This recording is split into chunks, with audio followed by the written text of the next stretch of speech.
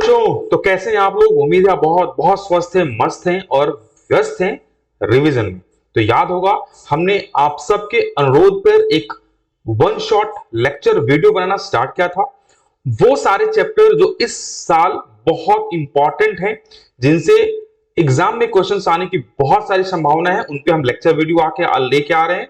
One shot video जहां पर हम जीरो टू हीरो करेंगे, आपको जीरो टू हीरो करेंगे, यानी कि स्क्रैच से लेके एंड तक सब कुछ कवर करने वाले हैं, इंक्लूडिंग थ्योरी और न्यूमेरिकल प्रैक्टिकल सब कुछ। तो एंड तक बने रहें और पूरे एनपीओ का खात्मा करते हैं। So let's start. सबसे पहले आते हैं नॉट फॉर प्रॉफिट और मेकिंग ऑर्गेनाइजेशन क्या है।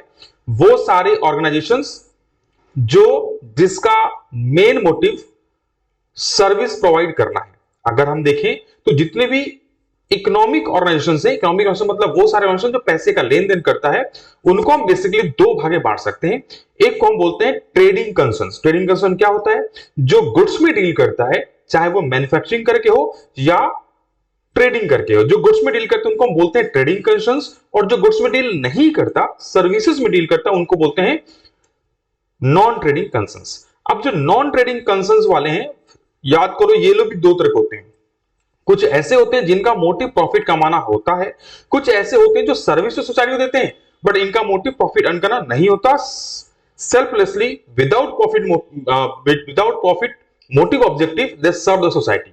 एग्जाम में कभी कभी इनके एग्जांपल्स पूछते हैं, तो दी जाते एग्जांपल्स। प्रॉफिट मेकिंग एग्जांपल्स है CA firm, engineering firm, consultancy firm, service company. ये सारे नॉन प्रॉफिट ऑर्गेनाइजेशन के एग्जांपल्स हैं चैरिटेबल सोसाइटीज या hospitals, schools, colleges, clubs, library जैसे कि ICI, Ramakrishna mission, Samaleswari Mandir trust board, shrine board, Vaishno Devi वाला। ये सारी चीजें जो हैं वो है नॉन प्रॉफिट ऑर्गेनाइजेशन, जिनका मेन मोटिव प्रॉफिट कमाना नहीं है। अब आते हैं नॉन प्रॉफिट ऑर्गेनाइजेशन क्या होता है। तो वो सारे ऑर्गेनाइजेशन जो सोशल, चैरिटेबल या कल्चरल पर्पस के लिए बना है, जिनका मेन मोटिव प्रॉफिट अर्न करना नहीं है। They are managed by trustee और इलेक्टेड रिप्रेजेंटेटिव, जिनको हम ट्रस्टी बोलते हैं बेसिकली, या प्रेसिडेंट सेक्रेटरी बोलते हैं। ये इनका एक लीगल रिक्वायरमेंट है कि इनको अपना अकाउंट्स मेंटेन करना होता है। ये तीन तरह के अकाउंट्स मेंटेन करते हैं। एक को बोलते हैं recipient payment, income expenditure and balance sheet. Books कैसे मेंटेन करते हैं? दो टाइप के बुक्स मेंटेन करते हैं, एक को बोलते हैं फाइनेंशियल बुक और स्टैट्यूटरी बुक। फाइनेंशियल बुक्स में तीन बुक मेंटेन करते हैं, अभी हमने डिस्कस किया, income expenditure, recipient payment and balance sheet.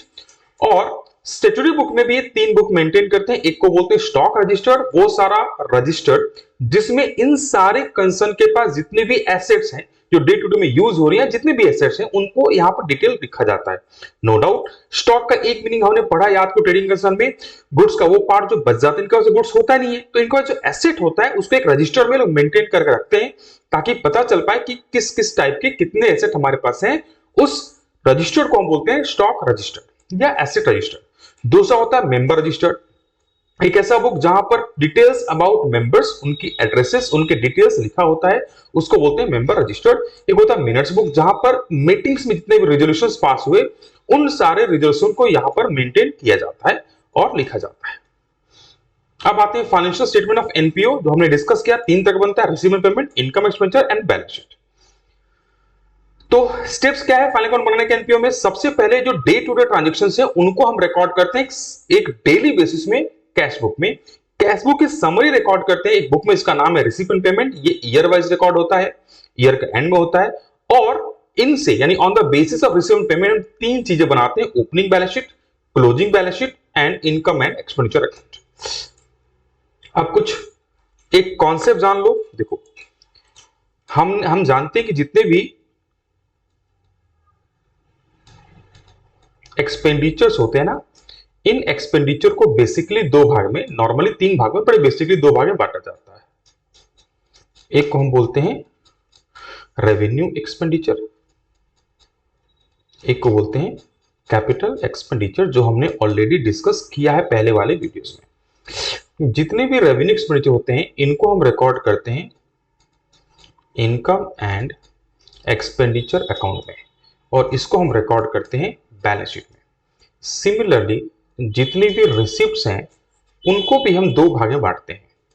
एक को हम बोलते हैं रेवेन्यू रिसिप्ट्स और एक को बोलते हैं कैपिटल रिसिप्ट। जो कैपिटल रिसिप्ट है इसको हम रिकॉर्ड करते हैं बैलेंस शीट में, किधर, लायबिलिटी साइड, और ये रिकॉर्ड होता है एसेट साइड, बैलेंस शीट का। और ये जो रेवेन्यू रिसिप्ट होता है ये हमारा इनकम होता है, hence recorded in income side of income and expenditure account। तो उम्मीद है ये बात समझ में आई। Yes sir. तो देखो कुछ ऐसे वर्ड्स यहाँ पर एक्सक्लूसिवली अलग से वर्ड्स हैं और इनकी वर्ड्स के ऊपर शॉर्ट नोट्स हम एग्जाम में पूछता है। तो मैं एक साथ तीन चीजें बताऊं, कभी इनका ट्रीटमेंट भी पूछता है, तो इनका नेचर क्या है, मीनिंग क्या है और इनका ट्रीटमेंट क्या है। तो एक साथ हम तीनों चीज पढ़ते जाएंगे।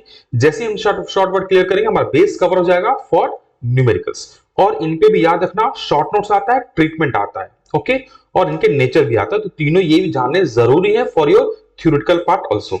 सबसे पहले आइटम का नाम है सब्सक्रिप्शन। देखो इतने ये जितने भी सारे कंसर्न्स हैं इनकी फंडिंग कहां से होती है, बिकॉज ये तो प्रॉफिट अर्न करने का मोटिव है नहीं, तो पैसे कहां से लाएंगे अपने मेंबर्स को सर्व करने में, अगर मान लो स्टाफ चाहिए या डे टू डे में कोई खर्चा चाहिए। तो ये सारे कंसर्न्स मंथली या एनुअली एक पीरियोडिकली अमाउंट कवर करते हैं अपने मेंबर से, and that amount is called as subscription.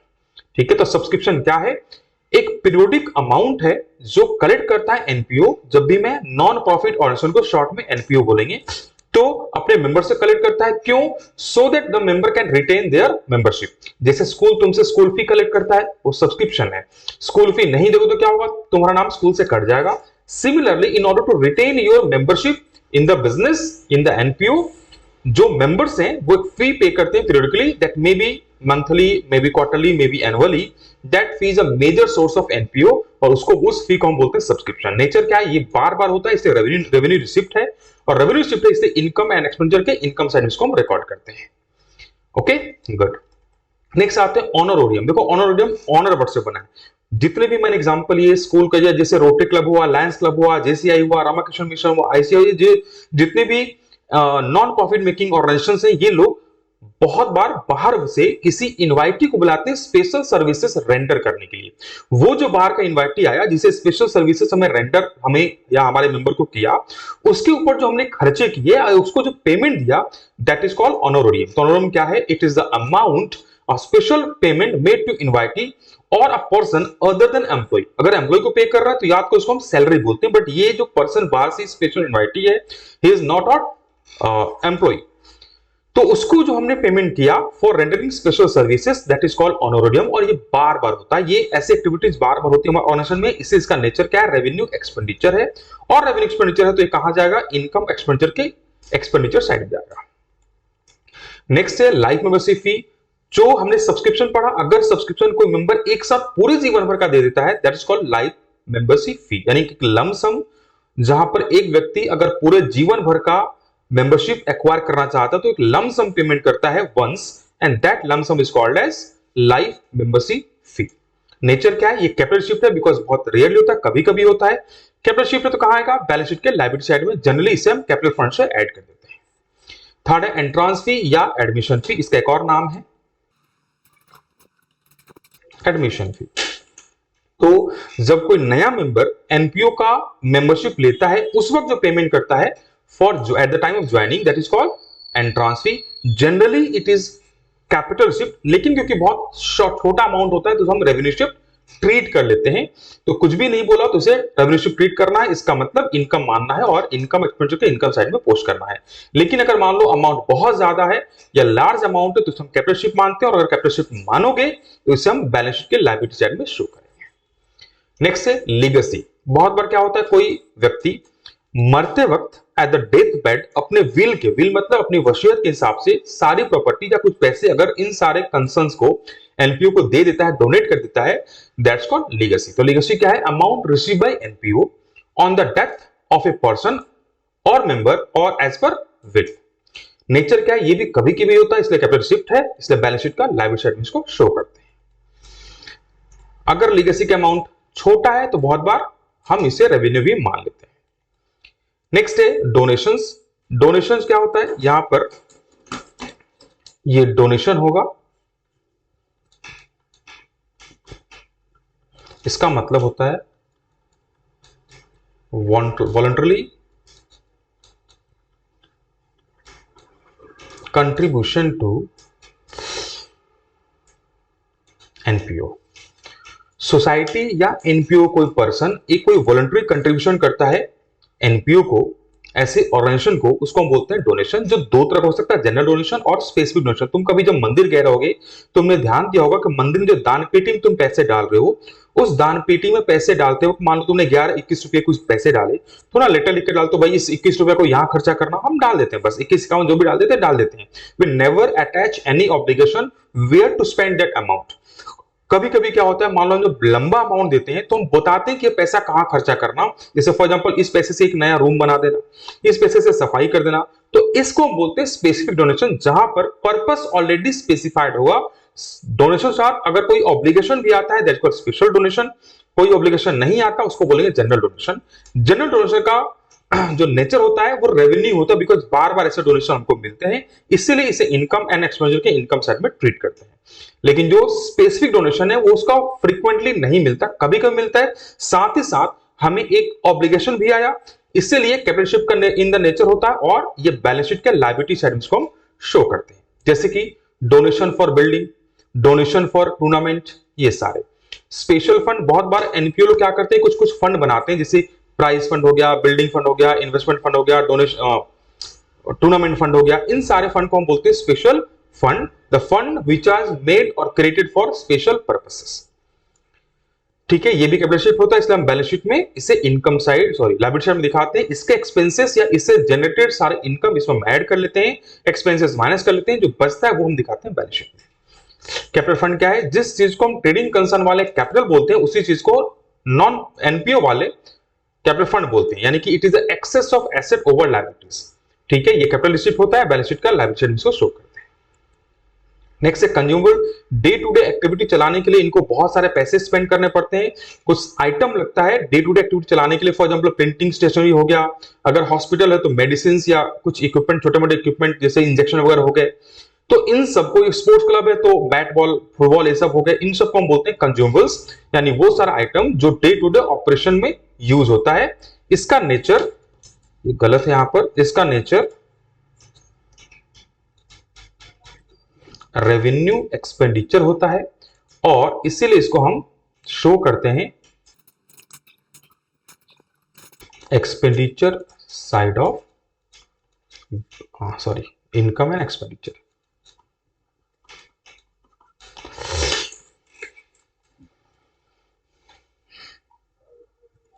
Next है इनकम फ्रॉम इन्वेस्टमेंट। अगर इन लोगों ने कुछ कुछ आइटम्स इन्वेस्टमेंट कर रखे हैं, जैसे हो सकता है कुछ बैंक अकाउंट हो, कुछ इन्वेस्टमेंट किया, उसके ऊपर डिविडेंड इंटरेस्ट वगैरह मिलता है, उसको हम बोलते हैं इनकम इन्वेस्टमेंट। ये रेगुलर नेचर है, इसे रेवेन्यू शिप मानते हैं, और ये इनकम एक्सपेंडिचर के इनकम साइड में इसको शो करते हैं।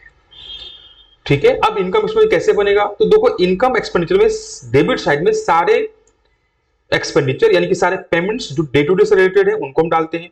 क्रेडिट साइड में सारे ईयर के इनकम डाल देते हैं, जो कि ये सारा जो तुम्हें दिख रहा है डेबिट में वो सारे एक्सपेंसेस है, क्रेडिट में जो दिख रहा है वो सारे इनकम है। जो बैलेंसिंग फिगर आता है उसको हम बोलते हैं सरप्लस, और अगर लॉस आए तो डेफिशिएट। सरप्लस जाके कैपिटल फंड से ऐड हो जाता है, जो डेफिशिएट है जो कि नॉर्मल ट्रेडिंग वाले इसको लॉस बोलते हैं, वो कैपिटल फंड से लेस हो जाता है। This is the format. पहले चैरिटी, टूर्नामेंट एक्सपेंसेस, अगर कोई टूर्नामेंट फंड मेंटेन नहीं हो तो salary, wages, consumable, rent, taxes, postage stamp, courier charges, telephone, electric charges, advertisement, sundry, miscellaneous expenses, entertainment पे, आपकी फील्ड एंड ग्राउंड, ये सारे जो तुम देख रहे हो लिस्ट में डेबिट में सारे एक्सपेंडिचर है, इनकम साइड में इनकम है। ठीक है, सो लेट्स स्टार्ट। मान लो हमें एक, तुम देख रहे हो रिसिप्ट इन पेमेंट, हमेशा हमारे एग्जाम में जनरली इनकम एंड एक्सपेंडिचर आता है।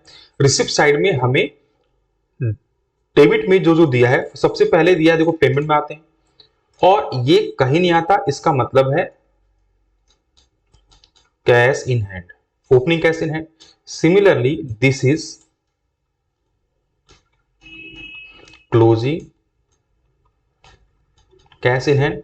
ये दोनों इनकम एक्सपेंडिचर नहीं आते, एसेट है। अब एक बार हम क्लासिफाई कर लेते हैं कि क्या क्या इनकम है और क्या क्या रेवेन्यू आइटम्स है, कौन कौन से कैपिटल आइटम्स है। सबसे पहले पेमेंट को उठा के हम डाल देंगे कहां पर, पेमेंट उठा डाल देंगे एक्सपेंडिचर साइड में, यानी क्रॉस पोस्टिंग होगी। ये सारे पेमेंट्स इधर आने वाले हैं, इनकम इधर आने वाले, लेकिन कौन से, रेवेन्यू रिसिप्ट और इधर रेवेन्यू एक्सपेंडिचर। ठीक है, देखो इनकम में आते हैं। सबसे पहले सब्सक्रिप्शन हमने उठा के डाल दिया, इंटरेस्ट इनकम हमारा रेवेन्यू रिसिप्ट है इसलिए इसको डाल दिया। डोनेशन कुछ नहीं बोला, इसका मतलब हमने माना कि ये जनरल डोनेशन है इसलिए यहां पर क्रेडिट में डाल दिया। फिर मिसलेनियस रिसिप्ट डाल दिया। देखो जो डोनेशन टू बिल्डिंग फंड दिया है ना, ये क्या है,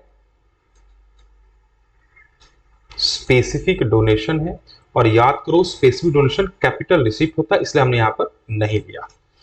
मैच फंड दिया है, ये भी स्पेसिफिक फंड है इसलिए इसको यहां पर नहीं लिया। और सेल ऑफ ग्रास रेवेन्यू है, हमने लिया, लिया, टोटल हो गया 63,320।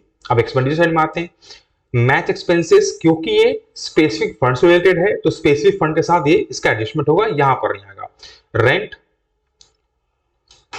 रेंट तुम्हारा क्या है, रेवेन्यू एक्सपेंडिचर ही आएगा। ये भी रेवेन्यू एक्सपेंडिचर है, रेवेन्यू एक्सपेंडिचर है। ये कैपिटल एक्सपेंडिचर है, नहीं आएगा। ये रेवेन्यू एक्सपेंडिचर ही आएगा।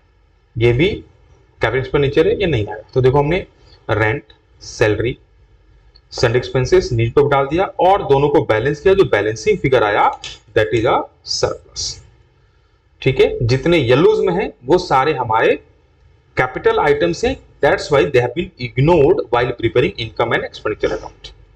समझ में आया? Yes sir. एक और नंबर में आ जाते हैं। देखो सबसे पहला काम क्या है, कैश इन हैंड को हटा देंगे, रिसिप्ट को इनकम साइड में, एक्सपेंडिचर को पेमेंट को एक्सपेंडिचर साइड में डाल देंगे। सबसे पहले देखो बैंक बैलेंस, ये दोनों तो नहीं आएंगे। क्यों नहीं आएंगे सर, ये एसेट है, ये भी एसेट है, ये आएगा, ये आएगा, ये आएगा, इसका प्रॉफिट लॉस आएगा, ये नहीं आएगा, ये आएगा, क्योंकि सारे। अब देखो सब्सक्रिप्शन हमने ले लिया, दिया था, कैंटीन रिसिप्ट जो मैंने बताया ले लिया, प्रॉफिट फ्रॉम चैरिटी ले लिया, इंटरेस्ट इन्वेस्टमेंट ले लिया, बुक वैल्यू। अब देखो इधर में इनकम में आते हैं, सॉरी पेमेंट साइड में जिन जो जो हमने येलो मार्क कर रखा है वो सारे कैपिटल आइटम है, उनको हमने नहीं लिया। इधर में देखो सैलरी ले लिया, ट्रेवलिंग एक्सपेंसेस ले लिया, प्रिंटिंग स्टेशन ले लिया, रेंट ले लिया, कैंटीन एक्सपेंसेस ले लिया। और यहां पर ध्यान से देखो बुक वैल्यू 4,000 था लेकिन बेचा 16,000 में, 2,400 का लॉस हुआ, वो ये लॉस ले लिया, डिफरेंस निकल गया सरप्लस और लॉस। उम्मीद है समझ में आया। Yes sir. वैसे ये अलग नंबर्स थे। अब आ जाते हैं, कभी कभी नॉर्मल एग्जाम में ओडिशा बोर्ड में एक्सपेक्टेड है कि हमारा सिर्फ इनकम एक्सपेंडिचर है, कभी कभी बैलेंस शीट आता है। तो इस केस में बैलेंस शीट क्यों बनाते हैं, याद करो ट्रेडिंग के लिए मैंने पढ़ा है, सेम तरीका है बैलेंस शीट बनाने का, एक आध आइटम्स बस अलग आते हैं। बैलेंस शीट बनाता है हमारा फाइनेंशियल पोजीशन इस ऑर्गेनाइजेशन का, इसके प्रिपेयर करने का सेम फॉर्म है जैसा बिजनेस फॉर्म में होता है। ठीक है, लेकिन कभी कभी एग्जाम में क्या होता है, ओपनिंग कैपिटल फंड नहीं देता। In that cases we have to calculate opening capital fund by taking all the opening balances. अब देखो बैलेंस शीट का ये फॉर्मेट है। लाइबिलिटी में क्या आएगा, life membership fee, endowment fund, legacy, tournament fund, prize fund, match fund, building fund, unearned income, outstanding expenses, bank overdraft, capital fund, उसमें surplus add होगा, डेफिसिट लेस होगा। इधर में एक और आएगा, subscription receive in advance liability side में। Asset में कैसे हैं, cash bank, prepaid expenses, accrued income, investment, books, vehicles, building, sports fund, government. यहां पर एक और ऐड कर लो, सब्सक्रिप्शन रिसीव इन एडवांस, और यहां पर सब्सक्रिप्शन ड्यू या एरियर, और एक स्टॉक ऑफ कंज्यूमेबल्स।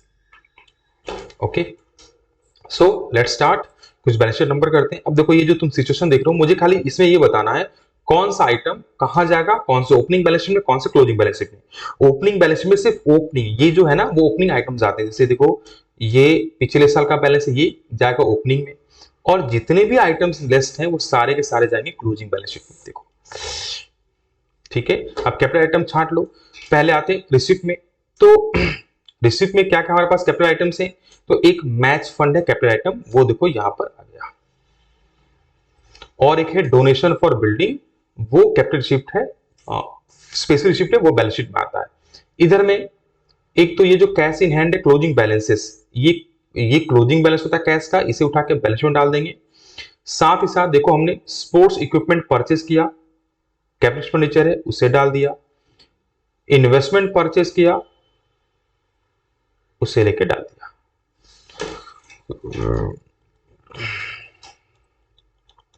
नेक्स्ट नए बैलेंस में आते हैं, इसमें देखो तुम्हें दो दिया कैश एंड बैंक बैलेंस, ये ओपनिंग में आएगा, क्लोजिंग में बाकी चीजें जो दी हैं वो आएगा।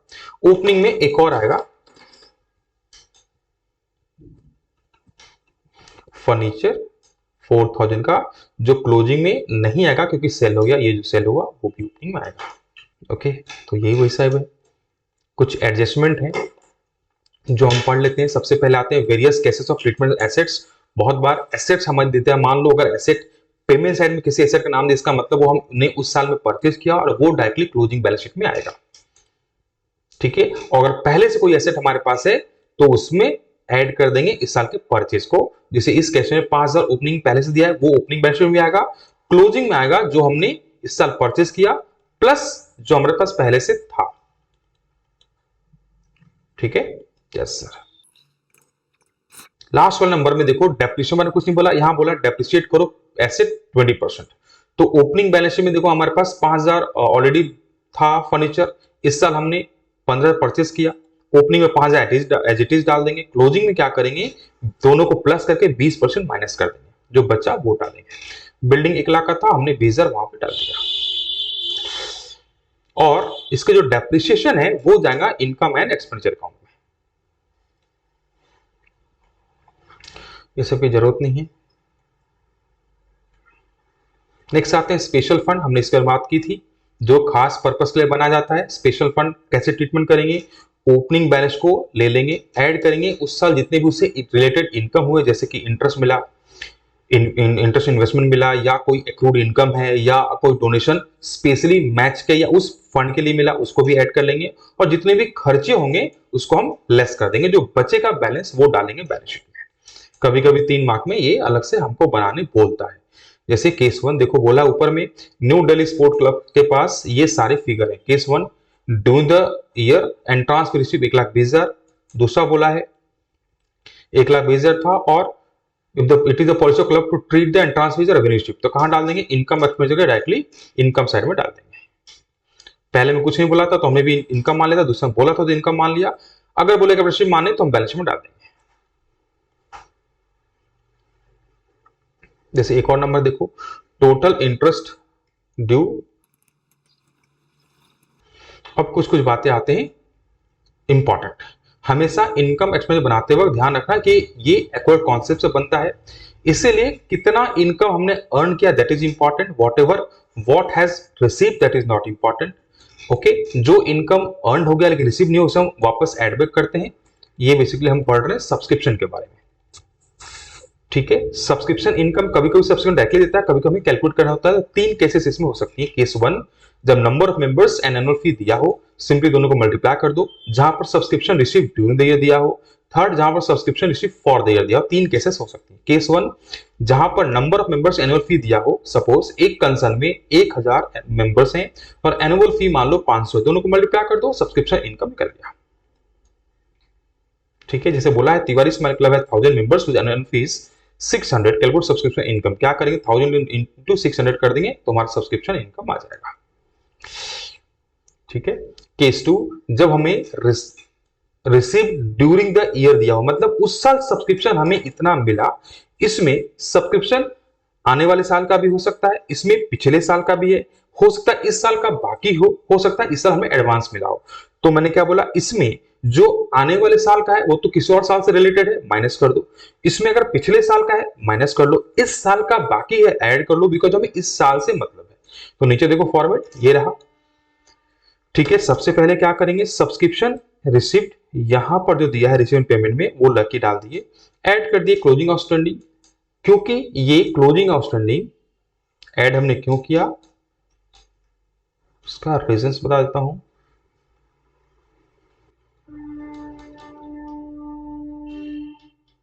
It belongs to